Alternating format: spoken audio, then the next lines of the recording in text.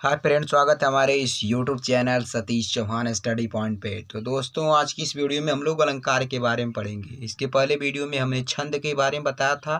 तो जिन बच्चों ने उस वीडियो को नहीं देखा है तो प्लीज़ हमारे channel Satish Chauhan study point पे जाकर उस वीडियो को देख सकते हैं। चलिए आगे शुरुआत करते हैं। तो हमें पढ़ना है अलंकार। क्या पढ़ना है? अलंकार। देखिए, अब अलंकार होता क्या है इसके बारे में हम डिटेल से आपको बताएंगे। देखिए, अलंकार शब्द का अर्थ है आभूषण या शोभा बढ़ाने वाला, अर्थात काव्य की शोभा बढ़ाने वाले शब्दों को अलंकार कहते हैं। देखिए, अलंकार शब्द का अर्थ है शोभा बढ़ाने वाला, अर्थात जो ऐसे शब्द जो काव्य यानी पद्य को ही कहते हैं काव्य, जो काव्य की शोभा बढ़ाते हैं, सुंदरता को बढ़ाते हैं, उसे ही अलंकार कहते हैं। जिस प्रकार स्त्री की सुंदरता उसके आभूषण बढ़ाते हैं, ठीक उसी प्रकार काव्य की शोभा उसके विशेष शब्द बढ़ाते हैं। इसलिए जो काव्य की शोभा बढ़ाने वाले विशेष शब्द होते हैं, उनकी सुंदरता को बढ़ाते हैं, उसे क्या कहते हैं? अलंकार कहते हैं। तो अब अलंकार दो प्रकार का होता है। एक होता है शब्दालंकार, दूसरा होता है अर्थालंकार। तो पहला क्या है? शब्दालंकार। देखिए, नाम से ये स्पष्ट है, शब्द अलंकार यानी ऐसा अलंकार जहाँ केवल शब्दों में चमत्कार पाया जाता है, वहाँ शब्दालंकार होता है। ऐसा अलंकार जहाँ केवल शब्दों में चमत्कार पाया जाता है तो वहाँ शब्दालंकार होता है। इसके अंतर्गत अनुप्रास अलंकार, यमक अलंकार, श्लेष अलंकार तथा वक्रोक्ति अलंकार आते हैं। इसका एक उदाहरण आपको बता दूं कि देखिए, चमकते हैं मुख चंद्र। इस उदाहरण में मुख को चंद्रमा मानने से, अर्थ में चमत्कार होने से यहाँ शब्दालंकार है। तो ये रहा शब्दालंकार। अब एक एक करते हुए हम सभी के बारे में डिटेल से देखेंगे। तो देखिए, शब्दालंकार के अंतर्गत पहला अलंकार है अनुप्रास अलंकार। तो देखिए, अनुप्रास अलंकार होता क्या है? जहाँ एक वर्ण की आवृत्ति दो से अधिक बार हो तो वहाँ अनुप्रास अलंकार होता है। वर्ण माने होता है अक्षर, आवृत्ति माने बार बार आना। जहाँ एक ही अक्षर बार बार आए, जहाँ एक ही अक्षर बार बार आए तो वहाँ अनुप्रास अलंकार होता है। जैसे चारुचंद्र की चंचल किरणें खेल रही है जलथल में। तो इस उदाहरण में देखिए कि यहाँ च, यहाँ भी च, यहाँ भी च, ये च की आवृत्ति बार बार हुई है। तो अनुप्रास अलंकार की परिभाषा है कि जहाँ एक वर्ण यानी एक अक्षर की आवृत्ति बार बार हो तो वहाँ अनुप्रास अलंकार होता है। तो यहाँ च वर्ण की आवृत्ति बार बार हुई, इसलिए अनुप्रास अलंकार है। दूसरा उदाहरण देखिए, तरनी तनुजा तट तमाल तरुअर बहु छाए। इस उदाहरण में देखिए कि त वर्ण की आवृत्ति यहाँ भी त की आवृत्ति बार बार हुई। इस प्रकार कौन सा अलंकार है? अनुप्रास अलंकार। तीसरा है रघुपति राघव राजा राम पति पतावन सीताराम। तो देखिए, यहाँ र वर्ण की आवृत्ति बार बार हुई है, र र र। ठीक है, तो इस प्रकार एक वर्ण की आवृत्ति बार होने से यहाँ अनुप्रास अलंकार है। कानन कठिन भयंकर भारी। देखिए, यहाँ भी क वर्ण की वृत्ति, यहाँ भ की, यहाँ भ। तो अर्थात एक वर्ण जहाँ बार बार आएगा वहाँ अनुप्रास अलंकार होता है। ये है परिभाषा, ये इसके कुछ मोस्ट इम्पोर्टेंट उदाहरण। आगे देखते हैं। अनुप्रास अलंकार के बाद अब हमें पढ़ना है शब्द अलंकार में दूसरा, जिसका नाम है यमक अलंकार। तो देखिए, यमक अलंकार होता क्या है? जहाँ एक शब्द दो बार आए, जहाँ एक शब्द दो बार आए और दोनों के भिन्न भिन्न अर्थ हों तो वहाँ यमक अलंकार होता है। अर्थात जैसे एक शब्द है वो दो बार आएगा लेकिन दोनों का क्या होगा? अर्थ अलग अलग होगा, तो वहाँ क्या होगा? यमक अलंकार होता है। जैसे तीन बेर खाती थी वह तीन बेर खाती थी।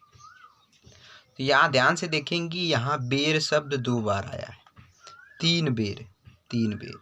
इस बेर का मतलब, पहले बेर का मतलब एक बेल नामक फल है और दूसरे बेर का मतलब समय से है कि पहला बेला, दूसरा बेर, तीसरा बेर, 4 बेर, कितने बेर वो खा रही है। तो ये बेर का तो परिभाषा अभी हमने पढ़ा कि जहाँ एक शब्द 2 बार आएगा, बेर शब्द 2 बार आया लेकिन दोनों के क्या होगा, अलग अलग अर्थ होगा, तो वहाँ यमक अलंकार होगा।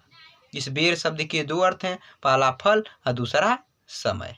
तो ये 2 बार आया और दोनों के अलग अलग अर्थ हैं, इसलिए यहाँ कौन सा अलंकार, यमक अलंकार। दूसरा उदाहरण देखते हैं, काली घटा का घमंड घटा। यहाँ देखिए काली घटा शब्द आया है, तो काली घटा का आप ध्यान दीजिए कि काली घटा माने काले बादल, तो घटा, पहले घटे का अर्थ क्या हो गया, बादल। का घमंड घटा, घटा माने इस, घटा का मतलब हो गया कमी। तो यहाँ घटा शब्द 2 बार आया है, पहले का अर्थ है बादल और दूसरे का अर्थ है कमी। तो इस प्रकार यहाँ यमक अलंकार है। ठीक है। तीसरा उदाहरण है, सजना है मुझे सजना के लिए। अब ध्यान से देखिए कि सजना है, सजना मतलब पति, किसी स्त्री का पति, मुझे सजना के लिए। देखिए सजना है, सजन पहले अर्थ का मतलब है संवरना और मुझे सजना के लिए, सजना ने पति, पहले अर्थ का है संवरना, दूसरे सजना का अर्थ है पति। सजना है यानी संवरना है मुझे सजना के लिए, अपने पति के लिए। तो इस दोनों शब्द के 2 अलग अलग अर्थ हैं। पहला का अर्थ, पहले सजना का अर्थ है संवरना, दूसरे सजना का अर्थ है पति। अगला उदाहरण है, कनक कनकते 100 गुनी मादकता अधिकाय, या खाए बौराए जग या पाए बौराए। कनक कनक ते 100 गुनी मादकता अधिकाय, या खाए बौराए जग या पाए बौराए। तो यहाँ कनक शब्द का 2 अर्थ है, पहले का अर्थ है धतूरा सोना, दूसरे का अर्थ है धतूरा।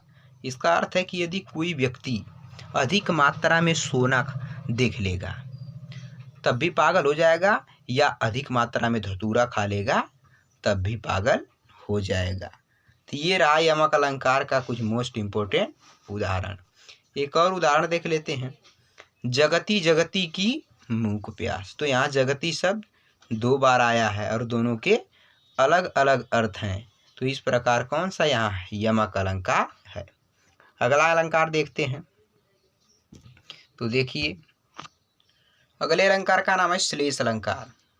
तो समझिए, श्लेष शब्द का शाब्दिक अर्थ होता है चिपकना। चिपकना अर्थात अनेक वस्तुओं को अपने अंतर्गत समाहित कर लेना। ठीक है। तो देखिए परिभाषा के माध्यम से हम लोग देखेंगे कि जहाँ एक शब्द एक बार आए, जहाँ एक शब्द एक बार ही प्रयोग हो और उसके एक से अनेक अर्थ हो, तो वहाँ श्लेष अलंकार होता है। यानी एक शब्द एक ही बार प्रयोग होगा, एक ही बार उदाहरण में आएगा, लेकिन उसके एक से अधिक अर्थ होंगे, तो वहाँ श्लेष अलंकार होता है। देखिए, रहीमन पानी राखिए बिन पानी सब सुन, पानी गए न उबरे मोती मानुष चुन। इस उदाहरण में पानी शब्द के 3 अर्थ हैं। पानी शब्द के कितने अर्थ हैं? 3। पहले पानी शब्द का अर्थ है मोती, चमक से। दूसरे पानी का अर्थ है प्रतिष्ठा। तीसरे पानी का अर्थ है चूने के पानी से।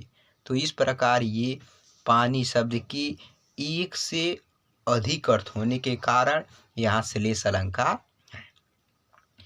दूसरा उदाहरण है, चरण धरत चिंता करत चितवत चारु ओर, सुबरन को खोजत फिरत कवि व्यभिचारी चोर। 30 सुबरन, सुबरन शब्द के यहाँ 2 से अधिक अर्थ हैं। पहला है सुबरन शब्द का अर्थ है सुंदर शब्द। दूसरे सुबरन का, इसी सुबरन का अगला अर्थ है सुंदर स्त्री, और इसी सुबरन का अर्थ है सोना। इस सुबरन के एक से अधिक अर्थ होने के कारण एक बार प्रयोग हुआ है, लेकिन इसके एक से अधिक अर्थ हैं, इसलिए यहाँ श्लेष अलंकार है।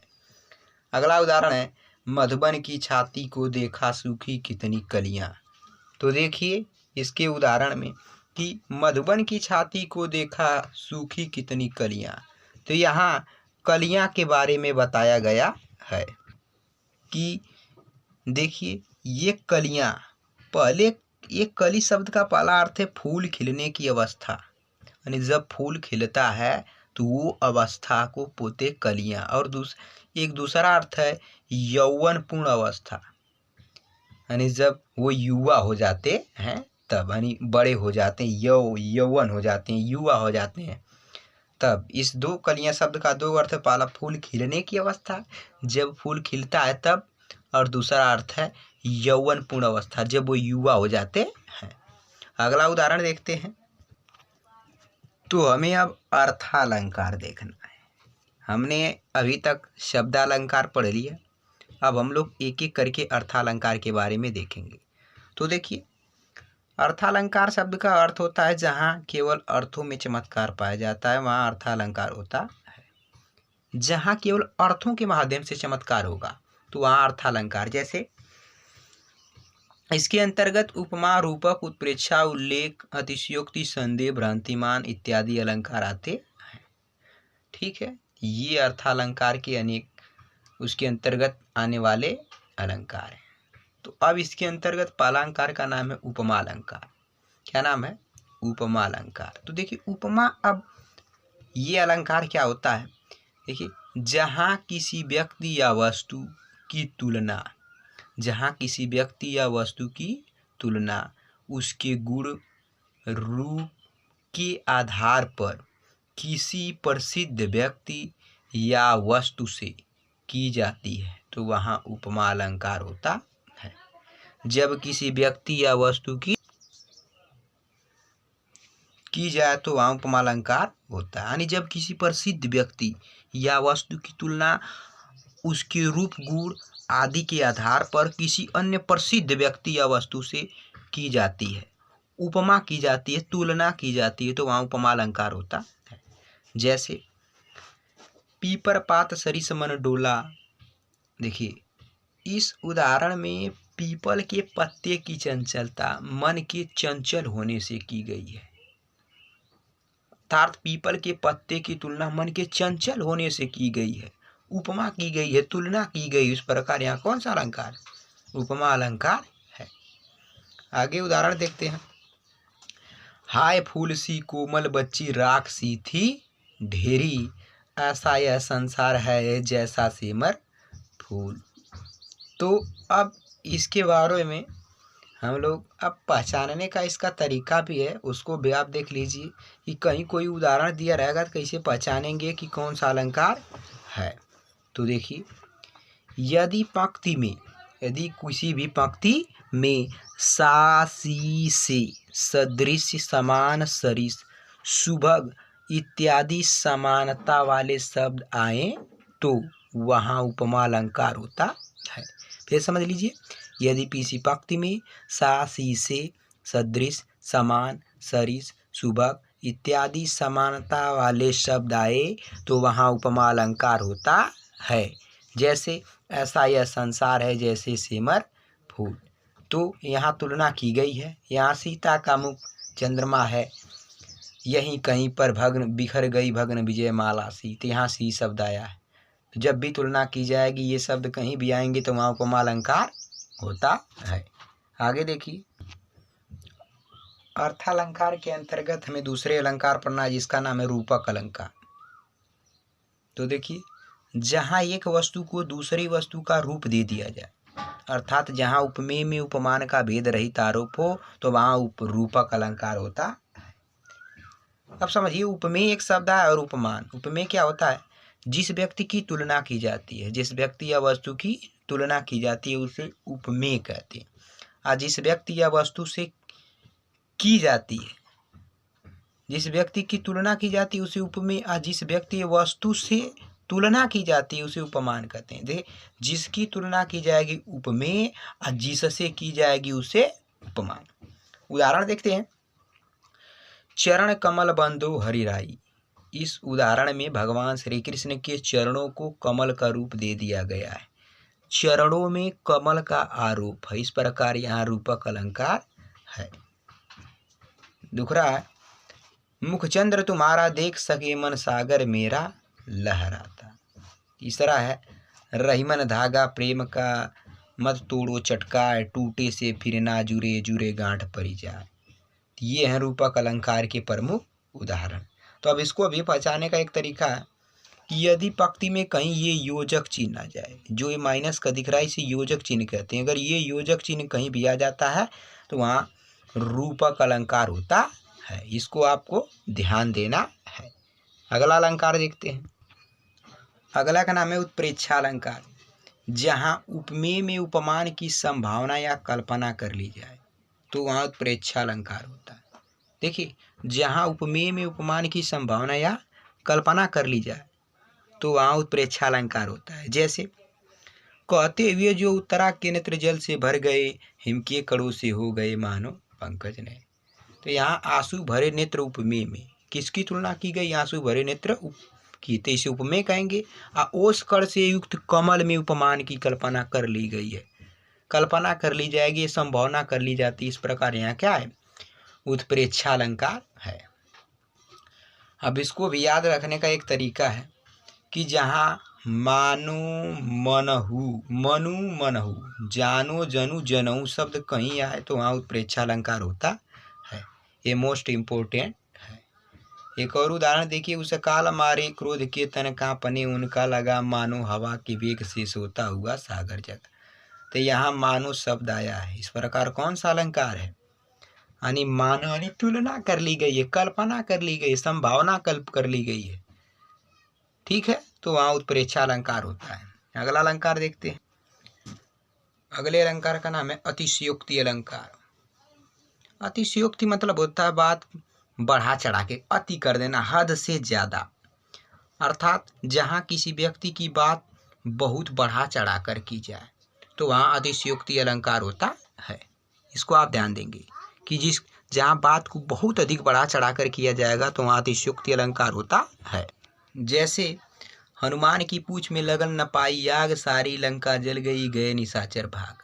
कि हनुमान की पूंछ में आग लगी ही नहीं कि सारी लंका जल गई। यहाँ बात को देखिए बहुत बढ़ा चढ़ा कर किया गया है कि हनुमान के पूंछ में आग नहीं अभी लगी ही नहीं कि पूरी लंका सारी जल गई और सारे निशाचर यानी दानव भाग गए।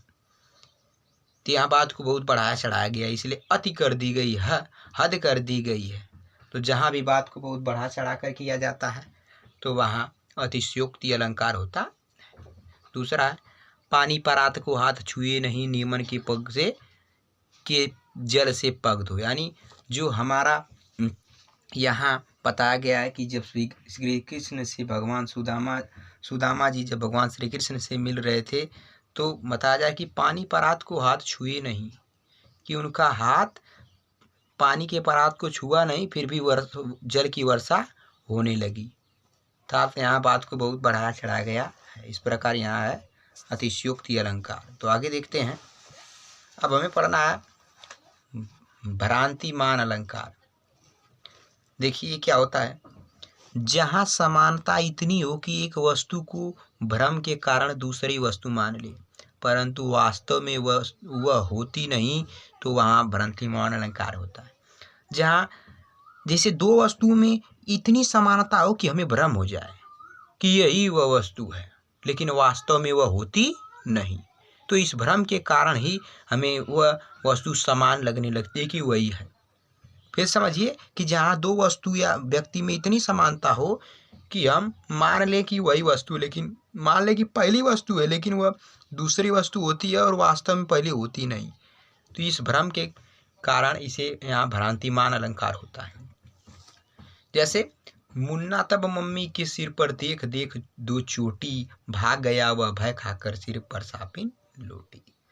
एक यहाँ बताया गया है कि एक मुन्ना नाम का लड़का था और उसकी मम्मी जब सोई हुई थी तो उनकी दो चोटियाँ थी। उनकी दोनों चोटियाँ इस प्रकार फैली हुई थी कि उनको जब उनका पुत्र मुन्ना देखता है तो अचानक उसे भय हो गया कि ये क्या, ये तो मम्मी के सिर पर सांप लोटा हुआ है, और वो भय खाकर भ्रम में भाग जाता है। फिर अंधरथ नूतन पथिक चले चकित भागी, फुल्लियो देखी पलासवन समझे समझे दावाग्नि। यहाँ बताया गया है कि जब पलाश का एक फूल होता है जो लाल रंग का दिखाई देता है, उसको देखकर एक व्यक्ति जब मार्ग में जाता है और दूर से उसे देखता है, उस जंगल का अनेक पेड़ रहता है तो वो उसे लगता है कि जंगल में आग लग गई है। दावाग्नि माने होता है आग, तो उसे देखकर वो भाग जाता है, उसे भ्रम हो जाता है। अब अगला अलंकार हमें पढ़ना है संदेह अलंकार। देखिए ये लास्ट अलंकार है। जहाँ उपमेय और उपमान में समानता देखकर यह निश्चय नहीं हो पाता कि उपमान वास्तव में उपमेय है या नहीं, जब यह दुविधा बनी रहती है तो वहाँ संदेह अलंकार होता है। यानी जिस व्यक्ति की तुलना की जाएगी और जिससे की जाती है उन दोनों में इतनी समानता हो जाती है कि यह निश्चय कर पाना संभव होता है कि कौन उपमेय है कौन उपमान, तो वहाँ संदेह अलंकार होता है। जैसे नारी बीच सारी है कि सारी बीचे नारी, नारी की ही सारी है कि सारी की ही नारी। ये संदेह अलंकार का मोस्ट इम्पोर्टेंट उदाहरण है। इसमें ये बताया गया कि नारी के बीच सारी है कि सारी के बीच नारी, यानी नारी की साड़ी बनी है कि सारी नारी की बनी, इसमें संदेह, इस प्रकार यहाँ संदेह अलंकार है। तो दोस्तों यदि आपको वीडियो अच्छी लगे तो ज़्यादा से ज़्यादा लाइक करिए, शेयर करिए, कमेंट करिए। यदि हमारे चैनल पर पहली बार हैं तो प्लीज़ चैनल को सब्सक्राइब कर लीजिए, बेल आइकन को प्रेस कर दीजिए ताकि आने वाली वीडियो की नोटिफिकेशन मिलती रहे।